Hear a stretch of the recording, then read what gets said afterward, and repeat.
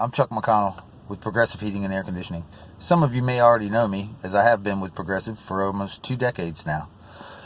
You may have also seen me in a commercial with this guy. Breezy couldn't be here today. He took a spa day.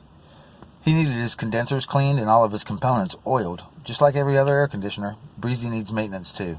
I wanted to talk to you a little bit about the video you just watched and let you know that it was a true story, as I was the technician on the job.